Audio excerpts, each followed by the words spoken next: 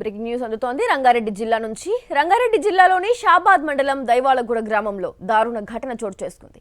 POCSO case నమోదు చేశారు అన్న కక్షతో ఓ వ్యక్తి 6గురిని కత్తితో దాడి చేసి హత్య చేశాడు.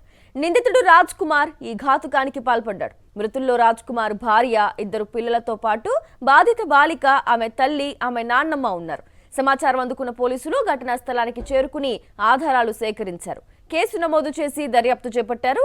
ఘటనకు దారితీసిన పరిస్థితులు, హత్యకు ఉపయోగించిన ఆయుధం, నిందితుడి కదలికలపై పోలీసులు విచారణ కొనసాగిస్తున్నారు. ఈ ఘటనతో దైవాలగూడ గ్రామంలో విషాద ఛాయలు అలుముకోగా స్థానికులు తీవ్ర ఆందోళన వ్యక్తం చేస్తున్నారు. పూర్తి డీటెయిల్స్ అందించేందుకు మా కరెస్పాండెంట్ విక్రమ్ లైవ్ ద్వారా జాయిన్ అవుతున్నారు. విక్రమ్, చెప్పండి, నిందితుడు రాజ్ కుమార్ ఏ పరిస్థితుల్లో ఇలా హత్య చేయాల్సి వచ్చింది, అసలు ఎందుకు చేశాడు, పూర్తి డీటెయిల్స్ ఏంటి విక్రమ్?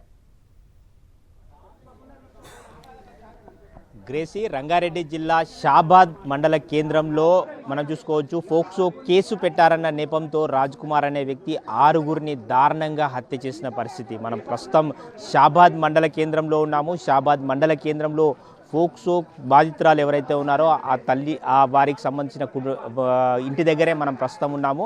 అయితే మనం చూసుకోవచ్చు అర్ధరాత్రి సమయంలో రాజ్ కుమార్ ఈ దారుణానికి ఒడిగట్టినట్టు స్పష్టంగా అర్థమవుతుంది. రాజ్ కుమార్ అర్ధరాత్రి సమయంలో ఎవరైతే పోక్సో కేసు తనపై పెట్టారో వారి ఇంటికి చేరుకున్నాడు. అక్కడ మనం చూసుకోవచ్చు తల్లి, బాలిక తల్లిని లక్ష్మి, అదేవిధంగా నాయనమ్మ రుక్కమ్మను ఇద్దరిని దారుణంగా ఇక్కడ హత్య చేశాడు. ఆ తర్వాత ఎవరైతే పోక్సో బాధితురాలు ఉందో ఆ బాలికను తీసుకొని నేరుగా పక్కనే ఉన్న దైవాలగూడ గ్రామానికి చేరుకున్నాడు. అక్కడికి వెళ్ళి అతని సొంత భార్య, ఆ తర్వాత 2 పిల్లలను కూడా చంపేశాడు. సొంత భార్య సరిత, 2 పిల్లలు పరీక్షిత్తు, అదేవిధంగా రుద్రాంశు, వీళ్ళు 3గురిని అక్కడ హత్య చేయడం జరిగింది. ఇక్కడ 2ని హత్య చేశాడు, అక్కడికి వెళ్ళి మళ్ళీ 3గురిని హత్య చేశాడు. ఆ తర్వాత ఇక్కడ నుంచి తీసుకువెళ్ళిన బాలికను కూడా చెరువులోకి తీసుకెళ్ళి అక్కడ దారుణంగా కత్తితో పొడిచి చంపడం జరిగింది. మొత్తంగా 6గురిని దారుణంగా హత్య చేశాడు రాజ్ కుమార్. రాజ్ కుమార్కు కేవలం తనపై పోక్సో కేసు పెట్టారన్న ఒక నెపంతో 6గురిని పొట్టన పెట్టుకున్నాడు. 6గురిని దారుణంగా హత్య చేసిన పరిస్థితి మనం చూసుకోవచ్చు. షాబాద్లో పోలీసుల వైఫల్యం కారణంగానే జరిగింది అని చెప్పి గ్రామస్తులంతా కూడా ఆందోళనకు దిగిన పరిస్థితి ఉంది. పోలీసులతో వారంతా కూడా వాగ్వాదానికి దిగిన పరిస్థితి ఉంది. అసలు ఏం జరిగింది, గ్రామస్తులు ఏం చెప్తారో వారి మాటల్లోనే అడిగి తెలుసుకునే ప్రయత్నం చేద్దాం. అసలు ఏం జరిగిందండి? ఇక్కడ కంప్లైంట్ ఇచ్చినాం సార్, వాని వల్ల ప్రాబ్లం అవుతుంటని చెప్పినా కానీ మా షాబాద్ పిఎస్ వాళ్ళు పట్టించుకోలేరు. వాని కనీసం కౌన్సిలింగ్ ఇవ్వలే, పిలవలేరు. వాడు ఇట్లా ఏరియాలో తిరుగుతుండంటే మన షాబాద్ పిఎస్ నుంచి వాళ్ళు ఏ ఏరియాలో తిరుగుతున్నాడు అంట అని చెప్పుండి మేము పోయి చూస్తామంటారు. వాళ్ళంతా నిర్లక్ష్యం సార్ వాళ్ళది. అట్లా నిర్లక్ష్యం ఉన్నది. వాని వల్ల మా వాళ్ళకు ప్రాబ్లం గిట్ట అవుతుంది అంటే వాడు చంపుతాను గిట్ట చెప్పిండాడు. చంపుతా మీ అయ్యని చంపిన ఏం బీకరు, ఇప్పుడు మీ అమ్మని మీ నాయనమ్మని గిట్ట చంపుతా అంటాను అన్నాడు. అన్నాక గిట్ట వీళ్ళు పట్టించుకోనందుకు కారణం వల్లనే ఇప్పుడు ఇది జరిగింది. పోలీసుల వైఫల్యమే కారణం. 100%. పోక్సో కేసుకు సంబంధించి గతంలో కేసు నమోదైంది. అసలు పోలీస్ స్టేషన్ జైలుకు వెళ్లకుండానే నేరుగా బెయిల్ తెచ్చుకున్నారంటున్నారు. ఏంటి అసలు పోక్సో కేసు ఎప్పుడైంది, ఏంటి పరిస్థితి? పోక్సో కేసు వచ్చేసి 16th మేలో అయింది. అంతకుముందే మేము ఆ అమ్మాయిని అక్కడ బస్ స్టాప్లలో హరాస్మెంట్ చేస్తున్నాడు. ఇక ఎక్కువైపోయింది. మీరు చంపేస్తా, మీరు వినకపోతే ఏమన్నా చేస్తా అని చెప్పేసి అనడం స్టార్ట్ చేసిండు. ఇక వీళ్ళకి ఇప్పుడు ఈడ మేల్స్ ఎవరు ఉండరు, అందరూ అడవిలలో ఉంటారు. అట్లా అంటుండ అని చెప్పేసి వాళ్ళందరిని తీసుకొచ్చి వాళ్ళ అమ్మ, ఎవరైతే అమ్మాయి ఉందో వాళ్ళ అమ్మ వచ్చేసి ఈ కేసు పెట్టించినాం. ఏది పోక్సో కింద పెట్టించినాం. పోక్సో కింద ఇట్లా చేస్తుండు, చంపేసిన మీ హస్బెండ్ని చంపేసినా మిమ్మల్ని కూడా చంపేస్తా, నా మాట వినకపోతే అని అంటున్నాడు. ఇట్లా అని చెప్పేసి కేసు పెట్టానంటే ఆమె మైనరు, ఆమెకు 17 years ఉన్నాయి. సరే ఇది పోక్సో కిందకి అవుతుంది కేసు అని చెప్పేసి వాళ్ళే చెప్పారు. సరే అని చెప్పేసి నేను బుక్ చేసిన తర్వాత మళ్ళీ నేను అడుగుతున్నా. ఇంకా 1 week అయింది, ఇంకా దాని రిప్లై లేదు, ఏం లేదు. 1 week అయిన తర్వాత శంషాబాద్ స్టేట్మెంట్కి పిలుస్తారు. అమ్మాయిది స్టేట్మెంట్ తీసుకుంటారు కదా మేజిస్ట్రేట్కి. అక్కడ స్టేట్మెంట్ తీసుకున్నారు. స్టేట్మెంట్ తీసుకొని వచ్చిన తర్వాత కూడా ఈ ఎస్ఐ గారిని కలిసిన నేను. ఇట్లా మరి స్టేట్మెంట్ కూడా అయిపోయింది ఆల్రెడీ, నువ్వు ఇప్పటివరకు దాని మీద కేసు మీద ఏమి ఇన్ఫర్మేషన్ ఇవ్వలేదు మాకు, కనీసం వాడిని పట్టుకున్న సంగతి చెప్పవు, ఏం చెప్పలేదు. అమ్మాయి ఆల్రెడీ స్టేట్మెంట్ అయిపోయింది అని అంటే ఆడు బెయిల్ మీద తిరుగుతుండు. అయితే రాత్రి ఏం జరిగింది, రాత్రి ఎన్ని గంటలకు ఈ ఘటన జరిగింది? బెయిల్ మీద తిరుగుతున్నాను చెప్పింది కదా. చెప్పిన తర్వాత మళ్ళీ నేను 1 month కూడా మళ్ళీ నేను 2 times 3 times వెళ్ళిన తర్వాత ఏమైందని ఫోన్లు కూడా మాట్లాడినా, ఫోన్ రికార్డు కూడా ఉంది నా దగ్గర. ఫోన్ కూడా మాట్లాడినా ఆయనతో, ఏమైంది సార్ ఇంకా యాక్షన్ తీసుకోవట్లేదు, అటు చంపుతా బెదిరిస్తా అని అట్లేంచే తిరుగుతున్నాడు, మీకు దొరుకుతట్లేదు కానీ షాబాద్లో మొత్తం తిరుగుతున్నాడు, మేము తిరుగుతున్నాడు గిట్లా అని చెప్తే ఏడ తిరుగుతున్నాడు, తిరుగుతలేడు, ఎక్కడున్నాడు ఆడు అంటే రమేష్ ఎస్ఐ ఆయన అంటున్నాడు. సరే అని చెప్పేసి ఇక సరే దీన్ని కొంచెం మళ్ళీ అది మర్చిపోయారు కదండి. అసలు రాత్రి ఏం జరిగింది? రాత్రి వచ్చేసి ఇంకా ఎవరు లేరు, వాళ్ళు ముగ్గురే ఉంటారు ఆడపిల్లలు, హ్యాండిక్యాప్డ్ అమ్మాయి ఉంటుంది, నలుగురే ఉంటారు ఇంట్లో. ఏ టైము ఎగ్జాక్ట్లీ 12 అయిపోయింది యాక్చువల్లీ. 12 తర్వాత ఆడు ఎప్పుడు వచ్చిండో, ఇంకా ఎట్లా వచ్చిండో తెలియదు, ఎవరు తెలియదు. ఆడు వచ్చిండు, లోపలికి పోయిండు, ఆ పిల్లను అది ఇట్లా గుంజలడమో లేకపోతే ఏం చేసినో వీళ్ళు ప్రొటెక్షన్ కోసం మా అక్కను పడుకున్న ఆమెను, ముసలామె పెద్ద ఆమె లేవడానికి పోకముందే ఆమెను చంపేసిండు. మా అక్క ఫోర్స్గా మా అక్క ప్రొటెక్ట్ చేస్తుంటే మా అక్కను పొడి చేసిండు, గొంతులు కోసిండంట. ఇప్పుడు మనం చూడనిస్తే కదా చెవాలు ఎట్లున్నా ఏ పొజిషన్లో ఉన్నాయి కూడా చూడనియలే. ఆ చనిపోయిన క్షణంలోనే పోలీసు వాళ్ళకి ఇన్ఫర్మేషన్ వచ్చింది, అందరికి వచ్చింది, పక్కన ఉన్న వాళ్ళ కొడుకు లేదు ఇన్ఫర్మేషన్, కానీ పోలీసు వాళ్ళకి వచ్చేసిరు ఇమ్మీడియట్లీ దాళ్ళే బద్దలు కొట్టేసుకున్నారు. 2 నిమిషాలలో మొత్తం హడావిడి చేసిరు. ఇక్కడ చంపిన తర్వాత మళ్ళీ నేరుగా దైవాల కూడా వెళ్ళి అక్కడ భార్య పిల్లల్ని కూడా చంపేశారు. అంటే ఇక్కడ చంపిన తర్వాత కూడా ఆ సంఘటన ఆపలేకపోయారు. ఇప్పుడు అక్కడ చంపేసి వచ్చిండా, ఇక్కడ చంపేసి అక్కడ పోయిండా తెలియదు. ఒకవేళ తెలిస్తే ఇప్పుడు ఇక్కడ చంపంగానే పోలీసు వాళ్ళకి ఇమ్మీడియట్లీ తెలిసింది కదా, చంపంగానే అమ్మాయిని తీసుకొని వాడు దయాల కూడా రోడ్కే వెళ్ళిపోయాడు. ఒక్కరన్నా కనీసం అమ్మాయిని మళ్ళీ వాళ్ళు ఊరి కన్నా పోవాలి కదా, ఎటు సైడ్ పోకున్నా సరే వాళ్ళు ఊరి కన్నా పోవాలి కదా, ఎవ్వరు పోలే. అమ్మాయిని తీసుకోపోయాడు, ఆ చెరువు కట్ట మీద అమ్మాయిని చంపేసిండు. వాళ్ళ ఇంటికాడ ఎప్పుడు చంపేసిండో తెలియదు ఆ విషయం మనకి. కనీసం ఎంత నెగ్లెన్స్ అంటే వీడు వచ్చి అడావిడి చేసి శివాలను వేసుకోపోనికైనా చూస్తారు. అమ్మాయి తర్వాత చనిపోయింది, వీళ్ళు చనిపోయిన తర్వాత చనిపోయింది. కనీసం ఆ రూట్లో కనీసం ఒక కారు ఇచ్చేసి పెట్రోలింగ్ కన్నా ఒక బండి ఇచ్చి పంపాలి. ఎందుకంటే ఇప్పుడు కాంతారెడ్డి గారు, ఈ రమేష్ గారు ఇవన్నీ తెలిస్తే మా బొక్కలు బయట పడతాయి. ఈ కేసులో మేము ఎంత యాక్షన్ తీసుకున్నాము, ముందు నుంచి ఎంత తిప్పలపడ్డామో బయట పడతాయి, మమ్మల్ని ఉంచుతారు, పబ్లిక్ మమ్మల్ని అడ్జేస్తారు, కొడతారు చెప్పులతో అని చెప్పేసి ఇవన్నీ తెలియద్దు.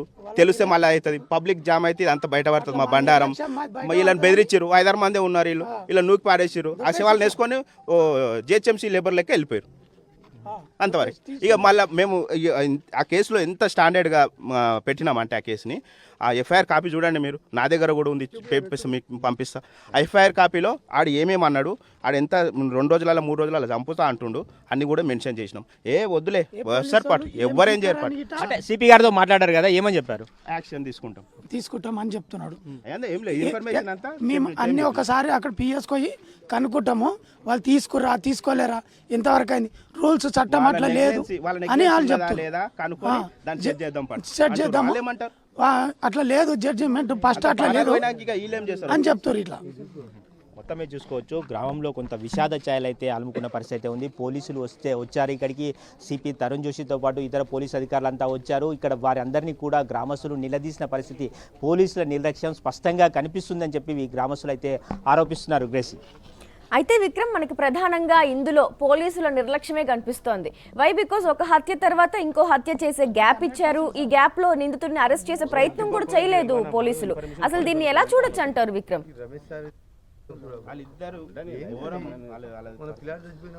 మొత్తం మీద గ్రేసీ మనం చూసుకోవచ్చు, ఇక్కడ షాబాద్ లో ఇద్దరిని హత్య చేసిన తర్వాత అమ్మాయిని మళ్ళీ తీసుకువెళ్ళి అక్కడ హత్య చేసి మళ్ళీ ఆ తర్వాత భార్య 2 పిల్లల్ని కూడా దారుణంగా హత్య చేశాడు. 6గురిని ఒకే రాత్రి పొట్టన పెట్టుకున్నాడు రాజ్కుమార్ అనే నిందితుడు. అతను ఇప్పుడు ఎక్కడ ఉన్నాడన్నది కూడా పోలీసులకు తెలియని పరిస్థితి. అయితే మనకు అందుతున్న సమాచారం ప్రకారం రాజ్కుమార్ కూడా అతని పేరెంట్స్కి ఫోన్ చేసి నేను కూడా చనిపోతున్నానని చెప్పినట్లుగా మనకు ప్రాథమిక సమాచారం అయితే అందుతుంది. రాజ్కుమార్ ఎక్కడ ఉన్నారని పోలీసులు అయితే గాలిస్తున్నారు. ఈ మృతదేహాలన్నింటినీ కూడా చేవెళ్ళ ప్రభుత్వ ఆసుపత్రికి తరలించారు పోస్టుమార్టం నిమిత్తం. వెంటనే ఇక్కడ తమకు కనీస సమాచారం ఇవ్వకుండానే ఇక్కడ నుంచి మొత్తం మృతదేహాలను ఎలా తీసుకెళ్తారని చెప్పి గ్రామస్తులు అయితే ప్రశ్నిస్తున్నారు. అదేవిధంగా పోలీసుల నిర్లక్ష్యం స్పష్టంగా కనిపిస్తుంది అని చెప్పి గ్రామస్తులంతా కూడా ఆగ్రహం వ్యక్తం చేస్తున్న పరిస్థితి ఉంది. దారుణంగా ఒకే రాత్రి అర్ధరాత్రి 12 గంటల సమయంలో ఇక్కడికి చేరుకొని ఇద్దరిని సరిత రుక్కమ్మను ఇక్కడ చంపడం జరిగింది. ఆ తర్వాత భార్యను లక్ష్మీ రుక్కమ్మను ఇక్కడ చంపడం జరిగింది. ఆ తర్వాత సరిత 2 పిల్లలను తన ఇంటి దగ్గర చంపడం జరిగింది. మొత్తంగా 6గురిని ఒకే రాత్రి పొట్టన పెట్టుకున్నాడు రాజ్కుమార్ అనే నిందితుడు. కేవలం తనపై ఫోక్సో కేసు పెట్టారన్న ఒక నెపంతో, ఒక కారణంతో అతను దారుణానికి ఒడిగట్టినట్లు స్పష్టంగా అర్థమవుతుంది గ్రేసీ. అయితే విక్రమ్ పోక్సో కేసు పెట్టింది బాధిత బాలిక, వాళ్ళ కుటుంబ సభ్యులు, వాళ్ళ వెల్విషర్స్. అయితే ఎందుకని సొంత కుటుంబాన్ని, సొంత పిల్లల్ని కూడా చంపుకున్నాడు రాజ్ కుమార్? అసలు అక్కడి నుంచి ఏమైనా డీటెయిల్స్ అందుతున్నాయా విక్రమ్? గ్రేసీ మనం చూసుకోవచ్చు, తనపై కేసు నమోదైంది, తనపై ఎలాగో కేసు అయ్యింది అన్న ఉద్దేశంతో తాను కూడా బతకొద్దు అన్న ఒక డిసైడ్తో వాళ్ళ పేరెంట్స్ కూడా ఫోన్ చేసినట్టు తెలుస్తుంది. అయితే మనం చూసుకోవచ్చు, ఇక్కడ సొంత భార్య పిల్లలను కూడా చంపుకున్నాడు. తనపై ఎలాగూ కేసు అయ్యింది, ఏమైతే కానీ అన్న ఉద్దేశంతోనే ఈ దారుణానికి ఒడిగినట్టు స్పష్టంగా అర్థమవుతుంది. తన భార్య పిల్లలు కూడా నేరస్తుని కొడుకు, నేరస్తుని భార్య అని చెప్పుకోకూడదు అన్న ఒక కారణంతోనే అతను ఈ దారుణానికి ఒడిగట్టినట్టు స్పష్టంగా అర్థమవుతుంది. పోలీసులు కూడా కేసు నమోదు చేసుకొని దర్యాప్తు చేస్తున్నారు. ఇప్పుడు మృతదేహాలను అయితే చేవెళ్ళ ప్రభుత్వ ఆసుపత్రికి తరలించి పోస్ట్ మార్టం నిర్వహించిన పరిస్థితి అయితే ఉంది. మరికొంతమంది గ్రామస్తులు ఉన్నారు, వారిని అడిగి తెలుసుకునే ప్రయత్నం చేద్దాం. రాజ్ కుమార్ అనే వ్యక్తి గతంలో బెదిరింపులకు గురి చేశారా ఏంటి ఆ ఫ్యామిలీకి సంబంధించి? ఇప్పుడు అందరితో కలిసిమెలిసి ఉంది సార్. ఇంటి పక్కన ఇల్లు, అందరితో కలిసిమెలిసి ఉండు. అట్లా చేస్తాడని మనకు తెలుస్తుందా? పాపని ఫస్ట్ ట్రాప్ చేసిండు, మాకెవరికి తెలియలే. తండ్రితో కలిసిమెలిసి ఉండి డ్రింకింగ్ చేస్తుండే. ఏం కలిపినో తెలియదు. ఆ రోజు తండ్రి చచ్చిపోయాడు, చనిపోయాడు. ఆ రోజు ఆ తెల్లారి నుంచి మేమేంటి శవం చచ్చిపోయినప్పుడు మనం అదే బాధలు ఉంటాం కనుక అది చూసుకుంటూ కూర్చున్నాం. ఈ లాస్ట్కి ఏం చేసినట్టు ఎంతకు ఎవరు తెలియదు, ఏం నేను చేసింది అనుకోండు. తర్వాత ఇలా తెచ్చినాక అలా మామ ఆయనే మొత్తం ఆ పిల్లని ఎంక్వైరీ చేసుకో, మా పిల్లని అందరిని చూసుకోడు. వాడు ఇట్లా చేస్తాడని మాకు అసలు అనిపించలే. అంటే పిల్ల తండ్రిని, అమ్మాయి వాళ్ళ తండ్రిని కూడా ఇతనే హత్య చేశాడు. తాగిండు, ఇద్దరు కలిసి తాగిండ్రు. అప్పుడు ఏముందంటే ఆ స్ట్రోక్ వచ్చిందని చెప్పారు, కానీ స్ట్రోక్ కాదు, అది ఏదో జరిగింది. ఇది శంషాబాద్లో అమ్మాయి ఎగ్జామ్ రాయడానికి వెళ్ళింది. వెళ్తే ఆ ఇంతకుముందు అక్కడక్కడ కారు ఆపి అరెస్ట్ చేస్తుండే. శంషాబాద్ డైరెక్ట్ పోయి కారు బ్లాక్ ఫేమ్ వేసుకొని ఒక కారు దూరంలో పెట్టేసి వాడు దిగేసి అమ్మాయి ఎగ్జామ్ రాసి బయటికి రాగానే చేతి పట్టుకొని ఉరుకుతుండే మా అక్క ఉంది పక్కన ఎగ్జామ్ ఇదంతా జరుగుతుంది కాబట్టి ఆమెను ప్రొటెక్షన్. ఇక ఆమె ఏడికిపోయినా ఎంట పోవాలి రావాలి. ఆమె ఏం చేసింది, వాళ్ళ కూతుర్ని ప్రొటెక్ట్ చేయడానికి కోసం ఇక గుంజులాడింది. పబ్లిక్ ఉన్నారు కదా, అందరు చూస్తున్నారు కదా. వాడు దెంకపోయి ఏమి అనుకుంటా పోతున్నా అంటే నీ మొగని చంపినా మీకు ఎవరికన్నా తెలుసా? చంపేసినా కదా, మిమ్మల్ని కూడా దెంగతా, మిమ్మల్ని కూడా చంపేస్తా. నీ మొగని చంపితే ఎవరైనా వీకిండా? ఏ పోలీసు వాడు వీకిండు, ఏ ఎమ్మెల్యే వీకిండు, ఎవరైనా వీకిరా? ఇప్పుడు నిన్ను కూడా చంపేస్తా. ఎవడేం వీక్తారు? పైసలు కొడితే షాబాద్ పిఎస్లో కాంది ఏం లేదు. ఈ మాట అన్నారు అని మా అక్క వచ్చి ఈ మాట అన్నారు సార్. పోలీస్ స్టేషన్లో కూడా కంప్లైంట్ ఇచ్చింది, మిమ్మల్ని కూడా మీకు పైసలు ఇస్తే లొంగుతారంట, ఎమ్మెల్యే కూడా ఏం చేయలేడంట అని చెప్పేసి అక్కడ మెన్షన్ చేసినాం కూడా. అక్కడ పోలీసు వాళ్ళతోనే అన్నాం ఆ ముచ్చట. ఇప్పుడు వీళ్ళు వచ్చిరని చెప్పట్లేదు. ఇది ఆ రోజే మేము కంప్లైంట్ ఇచ్చే ముందే చెప్పినాం. అది ఆ కంప్లైంట్లో అది రాసుకోవద్దు ఇది అని చెప్పేసి రాసుకోలేదు. తర్వాత వాడు అన్నాడు కదా, అన్న తర్వాత మాకు డౌట్ వచ్చింది, అచ్చా మా బావని చంపింది కూడా వీడే అయితే అని చెప్పేసి అప్పుడు కేసు ఖచ్చితంగా గట్టిగా చేయండి, మా భావం చంపిర్రు అంటవాడు. ఇవన్నీ ఇప్పుడు బయటపడుతున్నాయి. వీళ్ళకు వాళ్ళ దగ్గర ఇప్పుడు ఎవరు మోపిల్లలు లేరు, ఇంట్లో ప్రొటెక్షన్ లేదు. వాళ్ళకి ప్రొటెక్షన్ ఇవ్వమంటే ఆ రమేష్ గారు, ఆ సిఐ కాంతారెడ్డి ఇక మొత్తం పట్టించుకోలేము.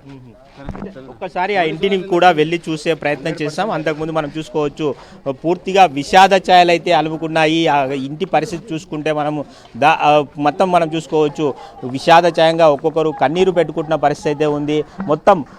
మొత్తం ఇక్కడే ఇద్దరిని పొట్టన పెట్టుకున్న పరిస్థితి అయితే ఉంది.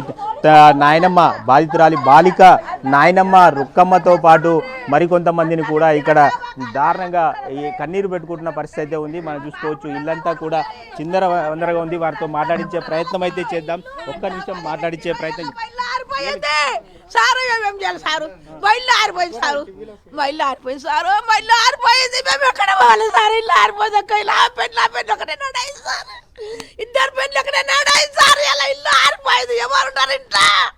ఐటీ పిల్లని ఏం చేయాలి మేము? ఐటీ పిల్లని ఏం చేయాలి సార్ మేము?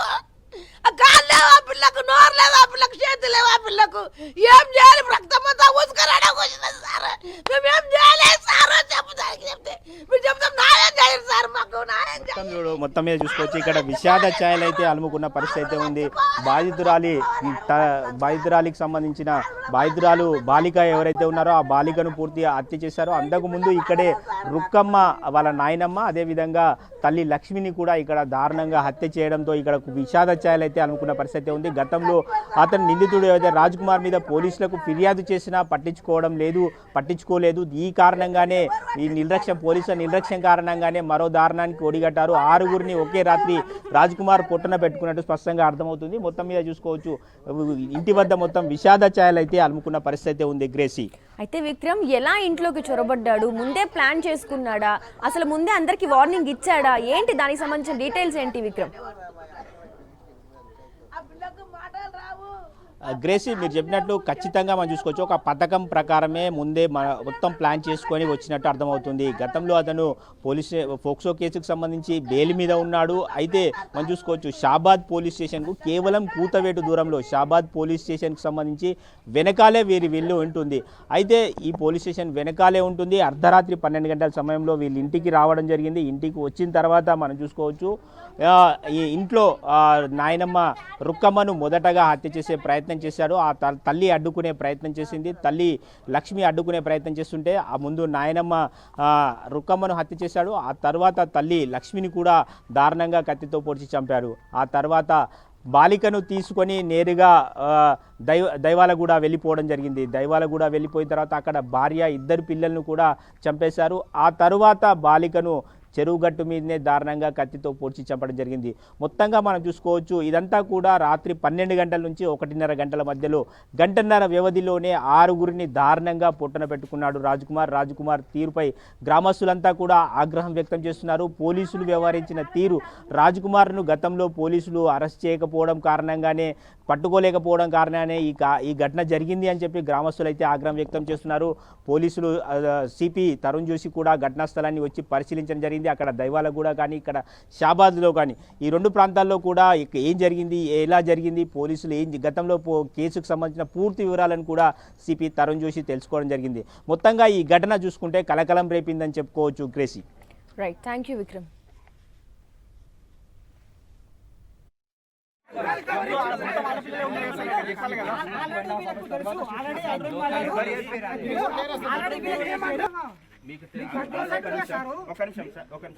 ఇప్పుడు బయటకు వచ్చింది సార్, చనిపోయిన తర్వాత బయటకు వచ్చిన ఈయనకి ఇన్ఫర్మేషన్ ఇవ్వకుండా ఎట్లా తీసుకోవాలి? కనీసం ఈయనకన్నా తీసుకుపోతాము అక్కడ బతికిస్తామంటే హస్తం లేదు, ఏం లేదు సార్.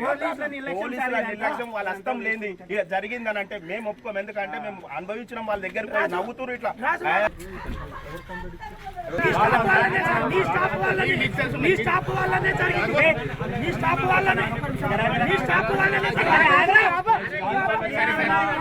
అమ్మాయి ప్రొవోకేషన్ ఉందా, అబ్బాయి ఇంకెవరన్నా ప్రొవోకేట్ చేసిరా, ఏముందనేది ఎంక్వైరీ లేదు సార్. 10 నిమిషాలలో అదే సార్ మేము అడిగింది ఇన్ఫర్మేషన్ వాళ్ళ తల్లికి వాడు ఫోన్ చేసిండట.